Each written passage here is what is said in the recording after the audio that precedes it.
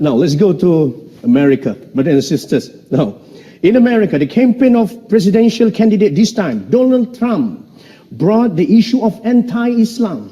And surprisingly, brothers and sisters, this campaign has a big support of public. Dr. Zakir Naik. So, what do you think behind this phenomenon? What does it indicate? No, I believe that we find that anything which is popular, they do have enemies. Yeah. And Allah says in the Quran that every prophet had an enemy. And Muhammad Sallallahu Alaihi Wasallam, being the last prophet, will always have an enemy. So I feel that people like Donald Trump, they prove the Quran right. Allah says in Surah Furqan, chapter number 25, that there will be an enemy for Muhammad Sallallahu Alaihi Wasallam. And since Muhammad Sallallahu Alaihi Wasallam, his message is going to be till eternity, they are bound to be critics and enemies of Islam and of Prophet Muhammad. So these people are proving the Quran right, because in spite of all these things, Islam is spreading. Allah says in the Quran, in Surah Imran, chapter 3, verse 54, Allah says, Makaru makarallah wallahu khairul makirin. They plan and plotted, Allah too plan. Allah is the best of planners. If you see after 9/11, the media war on Islam and throughout the world, normally people should think that now Islam should perish, na'uzubillah. They cannot. But we find that more people want to know what kind of religion is this. And we find that in USA alone, in a span of about 9 months after 9/11, 34,000 Americans accepted Islam. In Europe alone, in a span of 10 months after 9/11, more than 20,000 Europeans accepted Islam. So more they are trying to attack Islam, more Islam is spreading. I believe that such type of people, in the long run, it is benefit for Islam. People want to know what is this religion. And whenever people attack Islam, and you find that in the long run, it benefits Islam. All right. That's fantastic. Now, Dr. Zakir Naik, do you agree if I say that now Muslims are caught up with efforts to restore the image due to Islamophobia campaign in the West? So because of this, they forget to promote noble values of Islam. Yes, I do agree with you. Many a time we Muslims being emotional, we fall into the trap. For example, we know what happened in the Danish cartoons. Danish.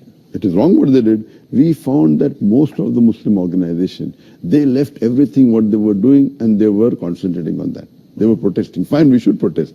But that doesn't mean that we stop our activity. So if an organization was suppose doing 100 points work, they focus all their attention on replying to the Danish cartoon, and out of 100, they only do 5 points work. So imagine if all the organization do that, it will be a loss for the Muslim Ummah. What we require, there should be specialized organization to take care of this. And I've given a talk on this, how this should be dealt. What we do, we become emotional. Fine, we disagree with it. But don't become so emotional that whatever positive work you're doing, you also stop that. So if he's attacking Islam, we don't leave everything. You leave everything and you only go and reply to that. I mean, for example, as I told you earlier, that anyone that is popular, they're bound to be criticism on him.